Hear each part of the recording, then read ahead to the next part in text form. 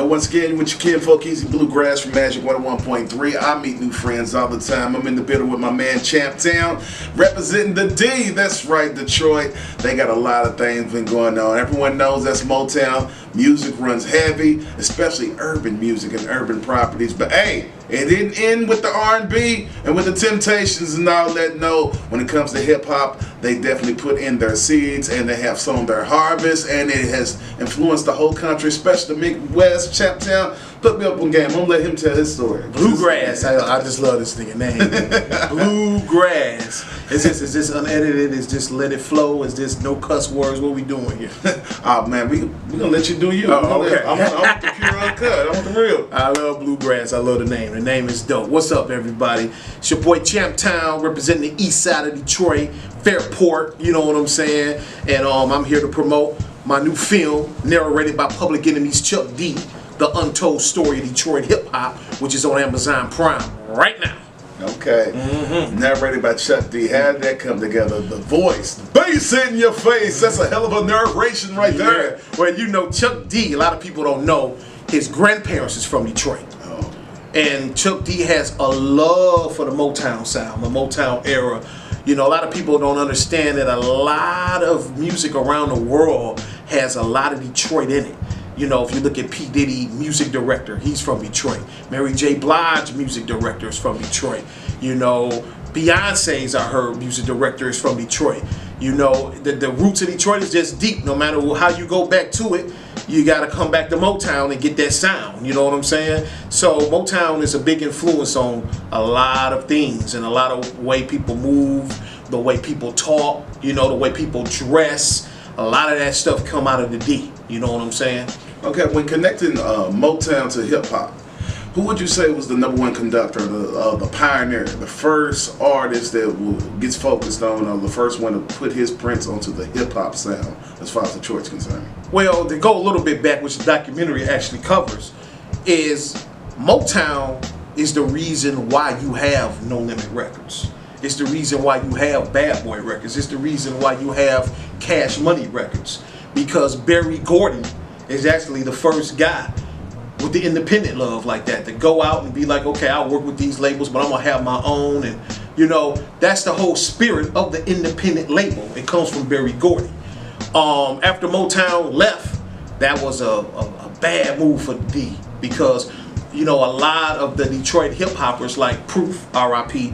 to the legendary Proof that passed away.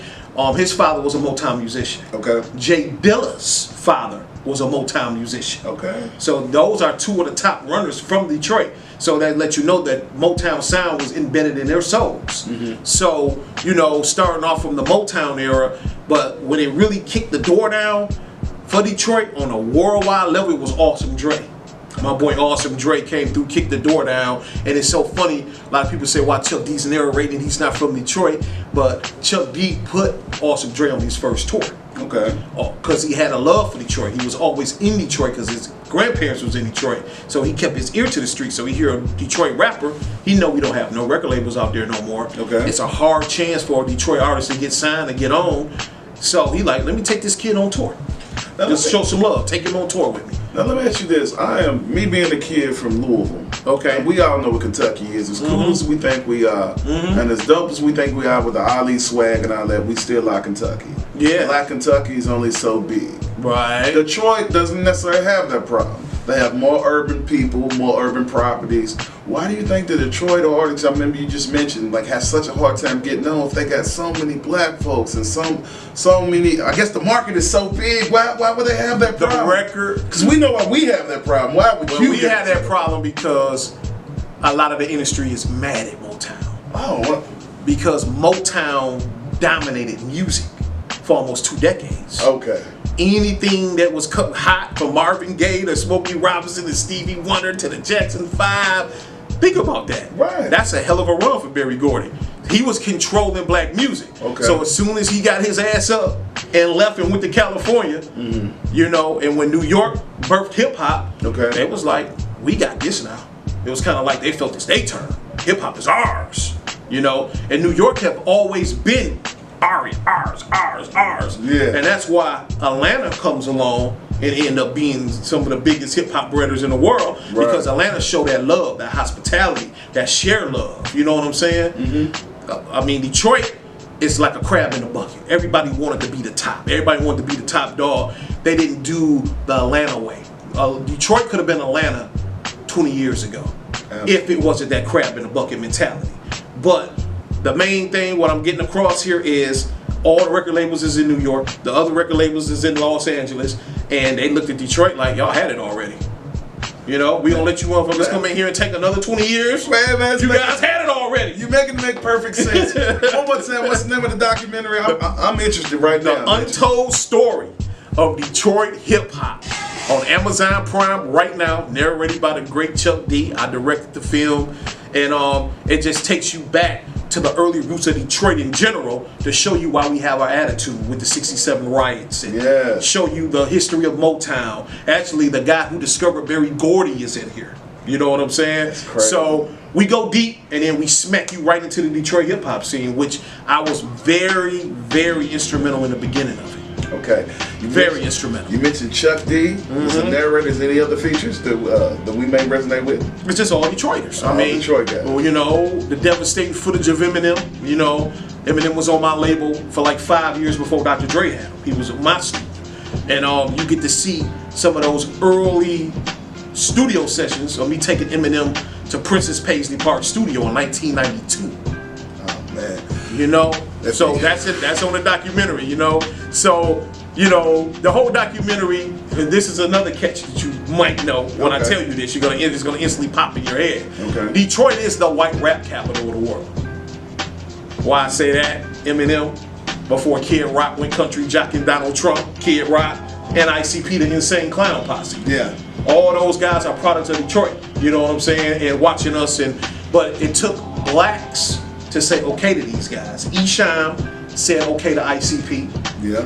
The black man said okay to Kid Rock. Yeah. I said okay to Eminem. You know, when we took a chance allowing the white boys in, it was unheard of. It's like Detroit has always been, you know, separated. 8 Mile. They say the movie 8 Mile. It's deeper than just 8 Mile Eminem. 8 Mile is a dividing line where blacks live on the other side of 8 Mile. And whites live on the other side of 8 Mile. Okay. So, unfortunately, the guys I grew up with and was hanging with, they became professional hitmen for hire. They were in a gang called the Best Friends. This was on Gangland. I was on there. If you pull up the Detroit Gangland episode, you would see me. So these guys wanted to be professional hitmen and take over the drug trade or whatever. I wanted to do music. So I went my separate route. But when I did, the only people that really wanted to do the music hardcore as I did was white guys from the suburb. So I'm like, come on, you got the equipment, or you want to come down, let's do this. And I got a lot of flack from a lot of my black friends, like them white boys gonna come in here, they gonna learn everything from you and they gonna run off. I'm like, man, y'all wanna kill and sell drugs, I don't do that. So I'm gonna make these records and y'all ain't gonna mess with them when they come here. So I took a big stand to let white boy rap into the city. You know what I'm saying? Did they run off? Yeah. Did they run off? Yes, they did.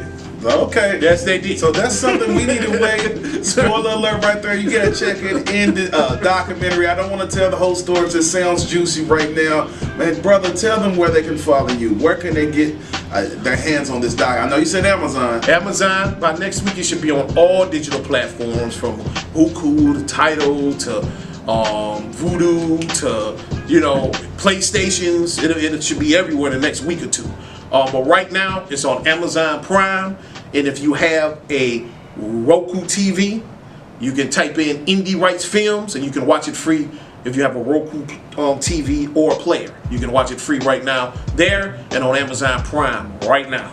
Okay, well, hey, don't say you haven't heard. This is your chance to get your hands on some history, okay? Detroit, you know how they are with music, and they didn't end it with hip-hop. I knew that in my heart, but I didn't have my facts together. Well, I'm going to get my facts together once I check out this documentary. Thank you so much, man. Champtown. Oh, yeah, yeah. Bless me. It's your Kinfolk Easy Bluegrass. You know this is Magic 101.3, your throwback and R&B station. Word up.